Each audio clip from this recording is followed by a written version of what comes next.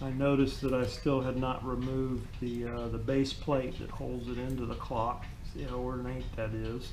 So before I go any further, I'm going to go ahead and remove this base plate.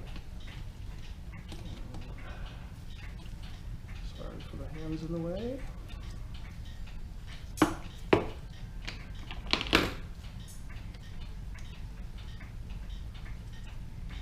don't have a container for base plate, so I will include it on the back.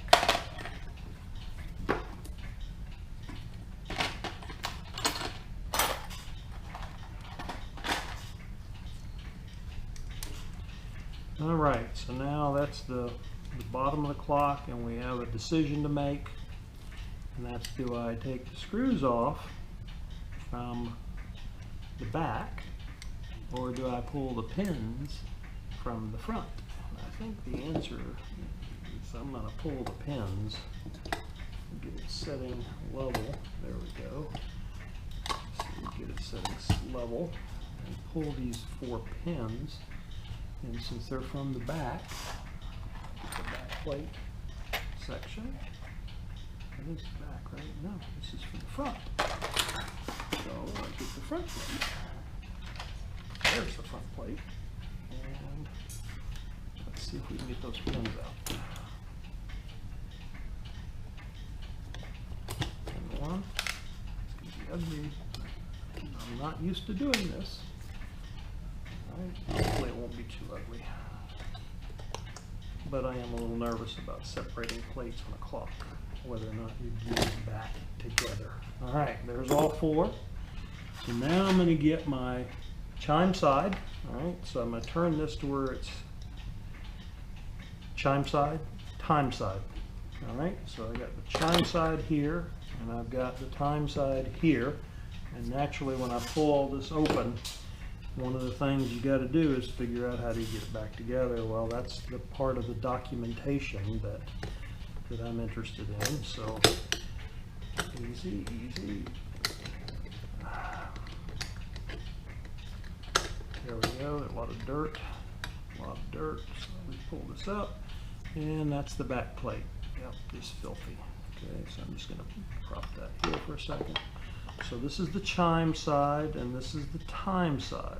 Okay, so my goal here now is to take these parts, and time side, this is the time power.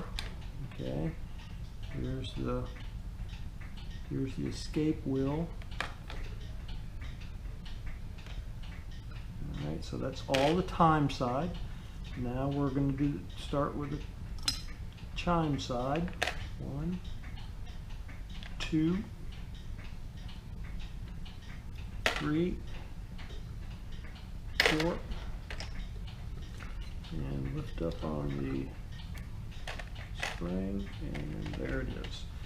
Okay, now this is the hammer control mechanism, and then this is the regulator for the chime, and then this is a little spring. I don't know if that's going to come out or not. It'll be interesting, but I want to be careful with that, because if it doesn't just pop out, and it doesn't, I don't want to break it off.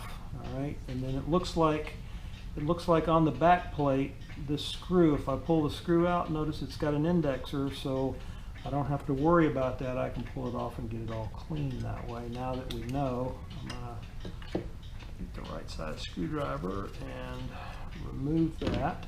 And since this is on the back plate, we will put this into the back plate section. And then this is not just popping free yet, so I'll have to figure out how to remove that without damaging anything. And then put that with the other. I don't like that. Let's see if we can just push on that pin, and that worked. Okay, pushing on the pin worked, and then that piece goes in to the back plate, and then I've got to be careful with that. Okay, right now, next step will be to take each of these mainsprings and disassemble the mainsprings.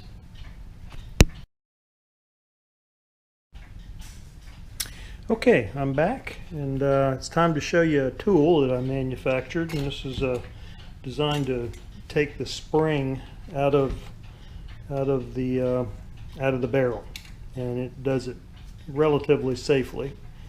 This is a clamp for the barrel. I'll show you this, and then you can see how this is it's a tap handle, and you pull that out and you see that's a regular tap handle. So you've got a ratchet mechanism in it, and I want to make sure that ratchet mechanism is set to a neutral position to where it's locked. You could use it either way you want. You just got to be careful with it. It's also got this tab on it to where when I push it, you tighten this, and it doesn't let this part back off of the spring, so it gives you an added measure of safety. All right, so now the first thing I do is I mount it to the bench. Let's see if we can get it to where you can see this. And I just have two clamps, and I clamp this in place because you want it to be totally controlled. This is one of the most dangerous portions of working on your clock. All right, here's the barrel, and this starts by you remove this little cover, and it's real simple. You don't pry on anything. You turn it over, hold it in your hand, and just give it a tap. Naturally, it didn't come loose. There it goes. That time the tap comes loose, and now you see there's the cover. All right, so cover. Notice it also has a that bearing goes in on the cover. That goes back into the chime side. Now, this pin is important because it indexes with this spring tool that's going to capture the spring, and that slot goes over that once we get it all tight. So now this goes into a hole that you won't be able to see. I loosen up my clamp, which is wood, and I've got to be careful with using this clamp because I don't want to distort in any form or fashion the barrel itself. So you just snug it enough to where it holds, and it doesn't take a lot of pressure to do that. Now the next step is you put the sleeve on and then slide this up to make contact with the square portion of the arbor.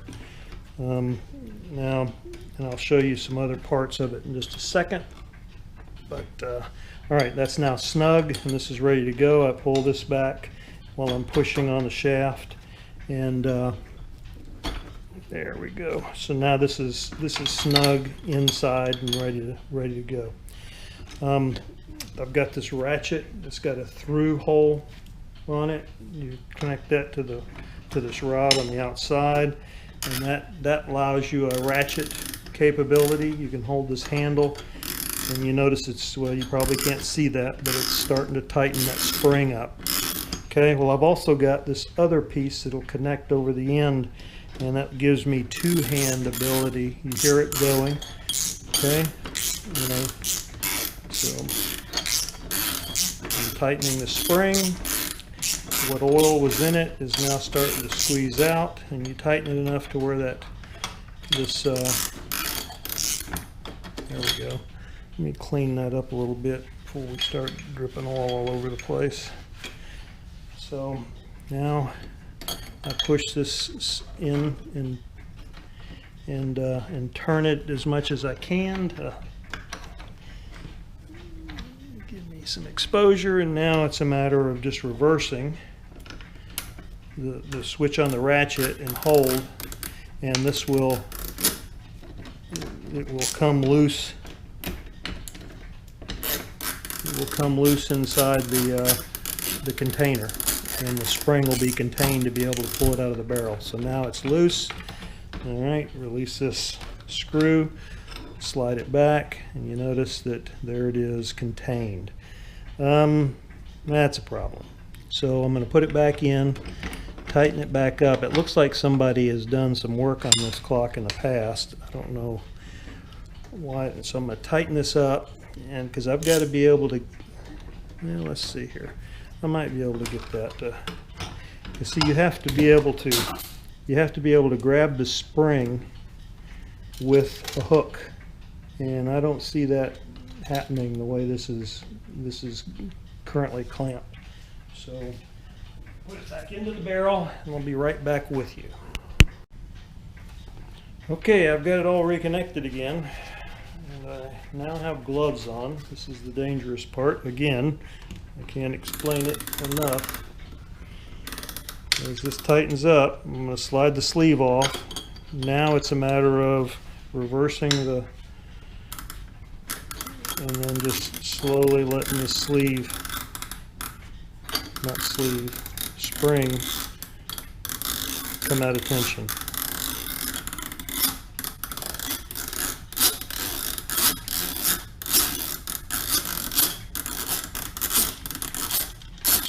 All right, there it is. So next step is loosen everything. There's a spring off. Loosen the arbor. The arbor's out. And now we got to get the barrel out of the lightly clamped fixture. And there's the barrel. And you can tell how this has been scraping on the inside of the barrel, so that's a problem as well that we're going to have to rectify. All right, clock is apart.